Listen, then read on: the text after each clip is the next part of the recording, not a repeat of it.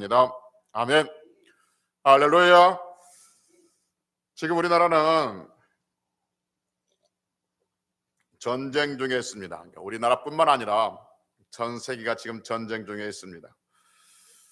그래서 미국 같은 나라는 트럼프 대통령이 전시 체제로 바꾼다고 선포했습니다. 그래서 각 나라는 국경을 폐쇄하고 사람들의 이동을 금지하고 많은 상가들이 문을 닫고 있습니다. 매일매일 뉴스를 통해서 어떤 나라에서 몇 명 죽었는지를 보도하고 있습니다. 지금 전 인류가 싸우고 있는 적은 우리가 알고 있는 것처럼 눈에 보이지 아니하는 코로나라는 바이러스입니다. 어떤 나라들은 그까지 바이러스 우리는 충분히 이겨낼 수 있다. 우리의 의료 체계와 우리의 의술로 인해서 그까지 것 했던 나라들도 지금 두려워하고 있습니다. 그리고 자국민들을 보호하기 위해서 각 나라마다 안간힘을 쓰고 있죠. 그러니까 우리나라도 뉴스 보니까 다른 나라에 살고 있는 우리 국민들을 데려오려고 노력을 하고 있습니다. 어떤 사람들은 아니 지금 우리도 좀 죽겠는데 다른 나라에 살고 있는 사람들을 왜 데리고 오냐라고 비난하는 사람들이 있습니다. 여러분, 국가의 가장 큰 의무 중에 하나가 뭐냐면 자국민들을 보호하는 것입니다. 대한민국의 국적을 가지고 있으면 그가 어디에 있든지 간에 대한민국 국민이고 대한민국 국가의 보호를 받을 의무가 있습니다. 그래서 국가는 국민을 보호하기 위하여 할 수만 있다면 위험에 처해 있는 국민들을 대한민국으로 데려오려고 하죠. 만약에 그럴 리가 없겠지만 정말 만약에 우리나라에 전쟁이 일어나면 미국은 소개령을 내려서 제일 먼저 하는 일이 우리나라를 도와주는 일이 아닙니다. 제일 먼저 하는 일이 뭐냐면 미국 시민권을 가지고 있는 미국 국민들을 밖으로 탈출시키는 겁니다. 그게 주한미군이 해야 할 가장 첫 번째 일이에요. 자국민들을 보호하는 것이 국가의 가장 큰 의무인 거죠. 그래서 탈출시켜 놓고 그 다음에 그를 도와주는 거죠. 국가가 하는 일인 것이죠. 우리는 하나님의 나라 백성인 줄로 믿습니다. 하나님께서 우리를 지켜주시고 하나님께서 우리와 함께 하실 줄로 믿습니다. 지금 인류는 코로나 바이러스와 전쟁을 하고 있는데 성경은 전쟁은 여호와께 속한 것이다 라고 말씀하고 있습니다. 전쟁은 여호와께 속한다 라는 말씀이 사무엘상 17장 47절에서 다윗이 골리앗을 때려잡을 때 하는 말입니다. 여러분, 다윗과 골리앗의 싸움을 일어납니다. 다윗과 골리앗의 싸움은 누가 봐도 다윗이 이길 수 없는, 승산이 없는 싸움이었죠. 그러나 다윗이 골리앗을 때려잡습니다. 다윗이 골리앗을 잡는 이유는 잡는 것은 하나님께서 그를 도와주셨기 때문에 그런 것이죠. 근데 여러분, 중요한 건 뭐냐면 전쟁은 여호와께 속했다라고 고백하는 다윗의 그 고백이 언제였어요? 그러니까 골리앗을 때려잡고 난 다음에, 승리하고 난 다음에 전쟁은 여호와께 속했다라고 말했습니까? 아니면 골리앗을 잡기 전, 골리앗을 잡으러 갈 때, 그때 전쟁은 여호와께 속했다라고 했습니까? 갈 때죠. 갈 때. 잡고 난 다음에 하는 게 아니었었어요. 전혀 이 싸움이 누가 봐도 아직까지는 다윗의 불리한 게임이고 골리앗이 이길 수밖에 없는 그런 상황이었던 거죠.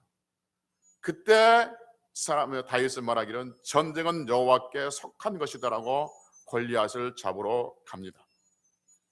정상적인 생각을 가지고 있는 사람들이 그 말 들으면 비웃습니다. 아무리 전쟁이 여호와께 속한다 할지라도 골리앗을 이길 수 없어. 다윗이 가지고 있는 것은, 다윗이 가지고 있는 갑옷도 안 입었습니다. 칼도 없습니다. 오로지 돌멩이 5개 있습니다. 누가 그걸 믿겠습니까? 누가 거기에 박수치고 우리 식으로 이야기하면 누가 아멘 하겠습니까? 그가 다 이겨놓고 난 다음에 전쟁은 여호와께 속한 것이다 하면 그래 그랬구나라고 인정하겠죠. 코로나는 여호와께 속했습니다 라고 말하면 세상 사람들은 다 웃기는 소리라고 이야기합니다. 그러나 우리는 코로나를 잡아놓고 난 다음에 코로나는 여호와께 속했다 이렇게 말하는 사람들이 아니라 이미 코로나와 싸우고 있는 이 상황, 지금 코로나와 전쟁하고 있는 이 상황 속에서 우리가 외칠 수 있는 단어는 뭐냐면 코로나는 여호와께 속했습니다. 그래서 우리 하나님께서 함께 하시면 다윗이 골리앗을 잡듯이 순식간에 잡아내게 될 줄로 믿습니다. 그래서 매주마다 여러분들이 말씀하시는 것은 기도하자는 것이죠. 전쟁이 여호와께 속했다면 코로나 바이러스도 여호와께 속한 줄 알고 기도할 때 우리는 우리 주의 영광을 보게 될 줄로 믿습니다. 그러니 코로나를 조심하고 또 조심하시기는 하셔야 되지만 두려워하지 말고 더욱 하나님을 앙망하며 승리하는 성도들이 되시기를 먼저 주의 이름으로 축복합니다. 아멘. 지난 시간에는 착각이라는 제목으로 말씀드렸습니다. 사람은 본성적으로 자기 중심적인 존재이기 때문에 늘 보통 사람들은 자기 중심적으로 생각하는데 성도인 여러분과 저는 우리의 본성을 죽이고 하나님의 중심으로 생각하자라고 말씀드렸습니다. 오늘은 고난주일이죠. 고난주일이기 때문에 예수님의 고난에 대해서 말씀을 드리려고 합니다. 오늘 고난주일이고 내일부터는 한 주간 고난주간이 시작됩니다. 그리고 우리는 기쁨의 부활주를 맞이하게 될 것입니다. 오늘 본문 이사야 53장 5절에 보면 이렇게 말씀합니다. 제가 다시 한번 읽어볼게요. 잘 들어보십시오. 여러분들 책을 한번 보십시오. 성경을 보십시오. 이사야 53장 5절 그가 찔림은 우리의 허물 때문이요 그가 상함은 우리의 죄악 때문이라. 그가 징계를 받음으로 우리는 평화를 누리고 그가 채찍에 맞음으로 우리는 나음을 입었도다 라고 말씀하고 있습니다. 그럼 방금 읽어드린 이사야 53장 5절의 말씀에서 예수님께서 고난 당하신 이유를 말씀하고 있습니다. 예수님께서 찔리셨습니다. 예수님께서 상하셨습니다. 예수님께서 징계를 받으셨고 예수님께서 채찍에 맞았다라고 말씀하고 있습니다. 예수님께서 찔리신 것은 우리의 무엇 때문이다? 허물 때문이다 말씀하십니다. 예수님께서 상하신 것은 우리의 죄악 때문이다라고 말씀합니다. 예수님께서 징계를 받은 것은 우리에게 평화를 주시기 위함이고 예수님께서 채찍에 맞으신 것은 우리를 낫게 하시기 위함이다라고 말씀합니다. 여러분 이 말씀을 다시 가만히 보면 우리 인간들이 어떤 존재인가를 말씀해 주고 있습니다. 우리 인간들은 허물이 있는 존재이고 죄악을 가지고 있고 평화가 없으며 치료가 필요한 존재들이라고 53장 5절에서 말씀하고 있습니다. 우리가 어떤 존재냐면 다시 말씀드립니다. 우리가 어떤 존재냐면 우리는 허물이 있는 존재, 죄악이 있는 존재, 평화가 없는 존재, 그리고 치료가 필요한 존재들이라고 말씀하고 있죠. 여러분 말씀드렸지만 사람은 자신이 누구인가를 인식할 때 하나님을 찾게 되었습니다. 지금 내가 어떤 상태에 있는지 모르면 자기가 제일 잘난 줄 알고 하나님을 찾지 않죠. 그래서 예수님께서 마태복음 9장 12절에 보면 건강한 자에게는 의사가 쓸데없고 병든 자에게나 의사가 쓸데있다라고 말씀하신 것처럼 내가 지금 어떤 상황에 처해 있는 걸 알아야만이 하나님께 나갈 수 있는 거죠. 그런데 오늘 본문에서 성경은 인간은 어떤 존재인가를 정확하게 진단해 주고 있습니다. 인간은 허물이 있는 존재, 죄악이 있는 존재, 평화가 없는 존재, 그리고 치료의 대상적인 존재라고 말씀하고 있습니다. 하나하나 먼저 보면 여러분 인간은 허물이 있는 존재라고 말합니다. 여기서 허물이란 말이 무슨 말이냐면 하나님을 반역할 때 쓰는 단어예요. 그러니까 하나님 앞에 반항적으로 대들 때 쓰는 단어가 이 허물이라는 단어입니다. 예를 들면 이사야 57장 4절에 보면 이스라엘 백성들이 하나님을 반역하고 하나님을 대적하는 그러한 말씀할 때 이렇게 말합니다. 너희가 누구를 희롱하느냐 누구를 향하여 입을 크게 벌리며 혀를 내미느냐 너희는 패역의 자식이다 이렇게 말합니다. 우상 숭배하는 자들 하나님께서 말씀하실 너희는 패역의 자식들 이렇게 말합니다. 여기서 말하는 패역이란 말과 이사야 53장 5절에 말하는 허물이란 말이 동일한 말이에요.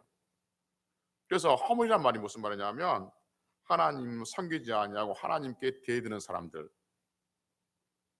하나님을 반역하는 사람들, 이 사람들은 허물 많은 사람들이라고 말하죠. 그래서 하나님을 섬겨야 할 사람들이 자신을 섬기고 하나님 아닌 다른 것을 섬기며 살아가는 사람들, 허물 있는 존재들이라고 말합니다. 그러니까 예수님께서는 우리의 허물 때문에 우리의 허물을 덮어주시기 위해서 어떻게 하셨냐면 찔리셨다라고 말합니다. 그래서 옆구리에 창에 찔리시고 머리에 가시체에 찔리셨습니다. 그래서 여러분, 우리가 우상을 숭배하지 아니하고 하나님께 대들지 아니하고 하나님 말씀에 순종하고 하나님 말씀 안에서 살아가고 있는 이것은 예수님께서 그의 옆구리에 그의 머리채에 찔리신 그 결과인 줄로 믿습니다. 그래서 우리가 이렇게 하나님 앞에 예배드린 것이 예수님이 찔리신 결과인 줄 알고 그가 고난당하신 결과인 줄 알고 이 고난 주간에 예수님을 더 깊이 묵상할 수 있는 성도들이 되어야 될 줄로 믿습니다. 할렐루야. 두 번째, 인간은 어떤 존재냐면 인간은 죄악을 가지고 있는 존재라고 말씀하고 있습니다. 우리의 죄악 때문에 예수님은 고난을 당하셨습니다. 죄악이란 말이 어떤 말이냐면 이제 본문에서 죄악이란 말은 어떤 말이냐면 죄로 인해서 나타난 결과들을 말합니다. 여러분 전에 말씀드렸던 것처럼 성경에서 말한 죄와 사람들이 말한 죄에 좀 차이가 있다고 말씀드렸습니다. 사람들이 말하는 죄는 어떤 나쁜 짓, 예를 들면 불법이라든지 악한 생각들, 도둑질하는 것들, 살인하는 것들, 미워하는 것들, 이것들 죄라고 그러는데 성경은 이것들을 죄라고 말하지 않고 죄의 결과들, 죄의 증상들이라고 말하죠. 그럼 성경에서 말하는 죄는 무엇을 말하는 죄라고 합니까? 성경에서 말하는 죄는 하나님을 믿지 않는 것, 하나님을 떠나는 것, 이것을 죄라고 그래요. 그 죄로 인해서 즉 하나님을 떠난 하나님을 믿지 아니하는 그 결과들이 나타난 게 뭐냐면 바로 조금 전에 이야기했던 것처럼 불법과 불의와 거짓과 우상숭배와 탐욕 이런 것들이 죄의 결과들이 되는 거죠. 전에 말씀드렸던 것처럼 감기 들면 어떤 현상이 나타납니까? 목이 따끔거리고 콧물이 나고 열이 나고 한기를 느낍니다. 감기 들면 이런 증상들이 나타나죠. 그러니까 감기가 우리 몸 안에 들어오면 콧물이 나고 머리가 아픈 것처럼 죄가 이 세상에 들어옴으로 인해서 이 세상은 불법이 성해지고 사람들이 거짓 행하고 도둑질하고 미워하고 시기하는 결과가 나타났다는 것이죠. 여러분 하나님께서 이 세상을 처음 창조하실 때, 즉 죄가 없을 때는 이런 불법과 불의와 거짓과 살인과 미움 이런 것들이 있었어요, 없었어요? 없었어요. 그런데 언제 이 세상에 죄의 결과들, 즉 불법이라든지 살인이라든지 미움이라든지 증오라든지 이런 것들, 도둑질 이런 것들이 언제부터 이 세상에 들어왔냐면 죄가 이 세상에 들어오고 난 다음에 그 죄의 증상, 죄의 결과들로 이러한 현상들이 나타났다는 것이죠. 즉 내가 언제부터 네 몸에 열이 났는데 감기 바이러스가 들어온 이후부터 그렇게 됐듯이. 그래서 여기서 말한 죄악, 즉 이사야 53장 5절에서 말하고 있는 죄악은 뭐냐면 인간들이 하나님을 떠나서 나타나는 모든 그 결과들, 좀 전에 얘기했던 건 불의와 불법과 뭐 그런 미움과 그런 그 모든 결과들을 말합니다. 그래서 우리 예수님은 죄로 하나님을 떠난 인간들이 하나님을 떠난 그 죄로 인한 나타난 결과들 이야기했던 그 모든 것들, 그것들을 다 책임을 지시고 감당하시고 그것을 없이 하시기 위해서 상함이라는 고통을 당하셨다는 거죠. 그런데 상함이란 말이 무슨 말이냐면 깨진다라는, 찢어진다, 깨진다라는 의미가 있습니다. 그러니까 예수님이 우리를 위해서 상하셨습니다는 것은 단순히 잠깐 어떤 상처를 입은 그 차원이 아니라 완전히 몸이 찢어지는 상태, 완전히 몸이 으깨지는 상태를 상했다라는 표현을 쓰고 있습니다. 이것을 마태복음 27장 51절과 히브리서 10장 20절에서 우리에게 정확하게 설명해 주고 있습니다. 마태복음 21장 51절에서는 예수님께서 십자가에 죽으실 때 나타난 현상 중에 하나가 뭐냐면 성소의 휘장이 둘로 위에서 아래로 쫙 찢어졌다고 말씀하고 있습니다. 그런데 그 휘장은 사람의 손으로 찢을 수 있는 휘장이 아니에요. 굉장히 단단한 휘장이, 말들이 찢어야만 찢을 수 있는 상황, 그런 휘장이죠. 그런데 그 휘장이 예수님께 돌아가실 때 그 휘장이 쫙 찢어졌어요.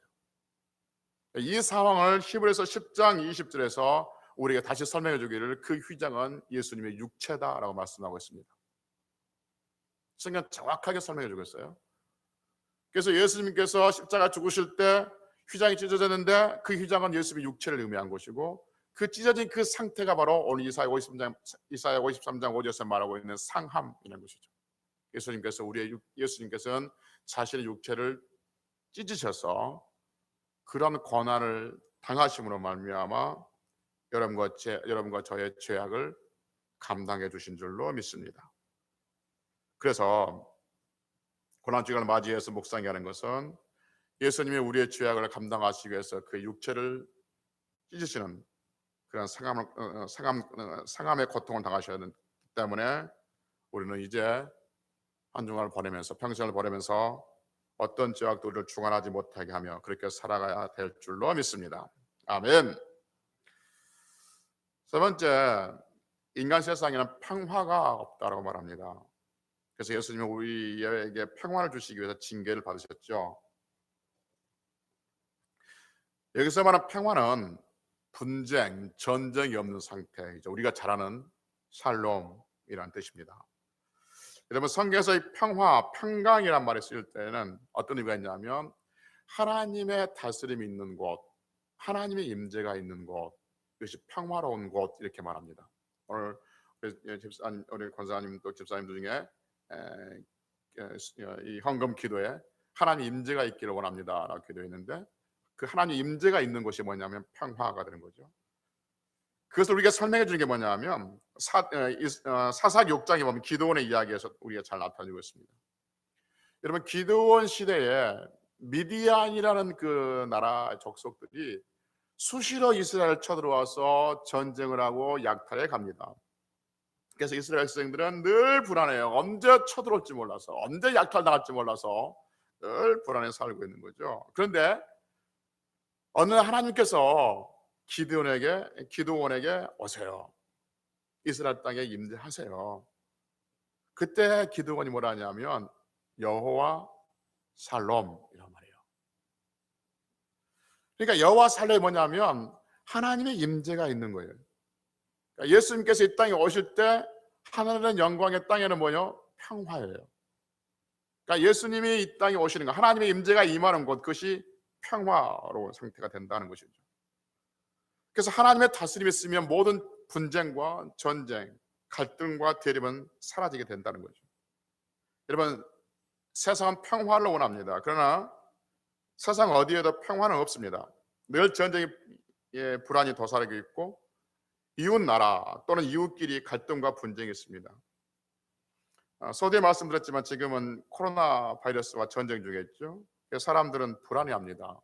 그래서 그 불안을 해소하기 위해서 사재기를 하죠. 그리고 이 불안한 상황을 통해서 어떤 사람들은 돈벌이를 작정을 하고 있습니다.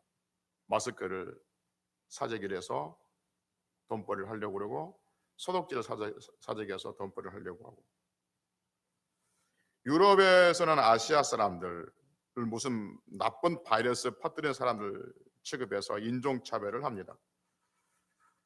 이 인종차별의 부당함은 민족 간의 인종차별만이 아닙니다. 우리끼리도, 우리나라 사람들끼리도 서로 차별을 합니다. 차별해서 자기 스스로가 위에 있음으로 인해서 어떤 만족을 누리려고 하는 인간의 죄성을 그대로 드러내죠. 여러분, 엘사, 빌거지, 월거지, 전거지, 삼백충, 이런 말이 무슨 뜻인지 아십니까?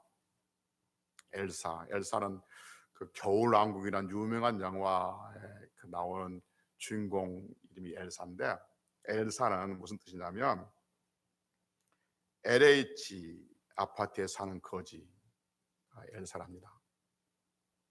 그래서 초등학교 아이들이 친구들을 엘사 1, 엘사 2, 엘사 1, 엘사 2 그렇게 놀린답니다. 빌거지는요, 빌라에 사는 거지, 월거지는 월세 사는 거지, 전거지는 전세 사는 거지, 삼백충은 부모 수입이 300만 원 이하가 되는 벌레. 이건 초등학교 아이들 사이에 유행하고 있는 단어들입니다. 신문에 몇 번 났던 이야기입니다. 여러분, 아이들이 이런 말을 사용한다는 것은 누가 이런 말을 사용한다는 거예요? 부모들이 이런 말을 사용합니다. 전에 한번 뉴스 나왔어요. 휴거가 무엇인 줄 아십니까? 휴거. 나는 휴거가 무엇인 줄 아십니까? 그런데 기독교에서 하늘 올라가는 그런 휴거를 얘기하는 줄 알았는데, 그때 JTBC인가 한번 나왔어요. 휴거. 휴먼시아에 사는 거지들. 그러네. 임 집사님 그게 사시네. 그러고 보니까. 그래요. 그런 이야기를 누가 할까? 부모들이 하는 거예요. 아이들한테 놀지 말라는 거죠. 그래서 아파트를 막아버린 거죠. 우리 아파트와 저 동네 아파트를 막아버려 가지고 아이들이 같은 놀이터를 쓰지 못하게 막는 거죠. 차별이죠. 서양 사람들이 동양 사람들을 차별한다고 울분을 토합니다.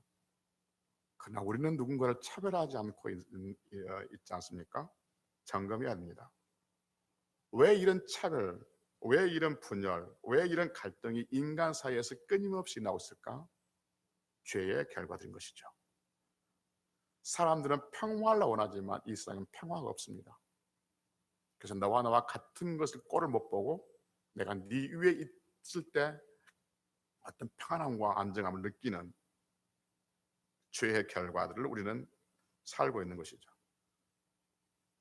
오직 하나님의 임재, 오직 하나님의 다스림만이 있는 곳이 진정한 평화가 있는 줄로 믿습니다. 우리 예수님은 그런 평화를 주시기 위해서 이 땅에 오셨고, 그 평화를 주시기 위해서 오늘 고난을 당하셨다, 징계를 당하셨다라고 말씀하고 있습니다. 사랑하는 성도 여러분, 고난주일을 맞이하고 고난 주간을 보내면서 예수님께서는 평화를 주시기 위해서 고난을 당하셨고, 평화를 주시기 위해서 이 땅에 오셨고, 그리고 그 평강의 예수님을 우리가 모시고 살아가는 데 있어서 우리가 어떤 상황 속에서도 누군가를 차별하다든지 대립과 분열의 갈등 속에서 살아가는 사람들이 아니라 하나님의 다스림 속에서 하나님의 평화를 전해주는 그러한 성도로 살아가기를 주의 이름으로 축복합니다. 할렐루야. 마지막 네 번째로요, 모든 사람은 치료의 대상입니다. 우리 예수님은 우리를 낫게 하시려고 고난을 받으셨습니다. 낫게 하신다는 것은 무엇을 전제로 하고 있냐면 병들었다는 것을 전제로 하고 있죠. 병들지 않은데 낫게 하신다? 있을 수 없죠. 우리 예수님은 우리를 낫게 하시려고, 우리를 치료하시려고 채찍에 맞으셨습니다. 예수님이 십자가에 잡히시기 전에 채찍에 맞으셨죠. 우리가 아는 것처럼 당시의 채찍은 나무 끝에 가죽을 매달고 그 가죽 끝에 쇠붙이 같은 것이라든지 짐승의 뼈를 달아놓죠. 그래서 치면은 가죽이 휘가면서 몸에 살점을 뜯어내는 그러한 고통을 가합니다. 그 말할 수 없는 고통, 그 말할 수 없는 채찍에 예수님은 왜 맞으셔야 했는가? 오늘 성경은 왜 예수님은 채찍에 맞으셨다고요? 우리를 낫게 하시기 위해서 채찍에 맞으셨다라고 말씀하고 있습니다. 성경은 우리 예수님, 우리 하나님은 치료자라고 말씀합니다. 그래서 창세기 15장 26절에 보면 우리 예수님은, 우리 하나님은 치료자, 여호와 라파라고 선포하고 계십니다. 하나님은 우리의 치료자이신 줄로 믿습니다. 예수님은 우리의 치료자이신 줄로 믿습니다. 예수님은 우리를 치료하시기 위해서 채찍에 맞으셨다고 고백하고 있고, 우리는 그 말씀을 믿고 있습니다. 따라서 합시다. 하나님은 나의 치료자이시다. 하나님은 나의 치료자이시다. 하나님은 나의 치료자이시다. 할렐루야. 아멘. 뿐만 아니라 시편 103편 3절에 보면 우리 하나님은 모든 병을 고치신다 말씀하고 있습니다. 여러분, 우리 하나님은 치료자이신 줄로 믿습니다. 치료하시기 위해서 예수님을 보내셨고, 예수님은 치료하시기 위해서 채찍에 맞으셨고 고난을 당하셨습니다. 그럼 우리 이렇게 질문해 볼 수 있지 않겠습니까? 우리에게 허물이 있고, 우리의 죄악이 있고, 우리가 평화가 없고, 우리가 이거 치료받아야 할 그런 대상자라면, 아니 예수님이 그 능력 있잖아요. 능력 있으니까 그냥 고쳐주시면 안 되나? 너의 죄와 너의 허물을 용서한다라고 용서해 주시고, 평화가 없는 곳이 오셔서 평화를 주시고, 그만한 능력이 있으니까, 그 다음에 치료할 수 있는 치료자이시니까 그냥 치료해 주시면 되지 않아요?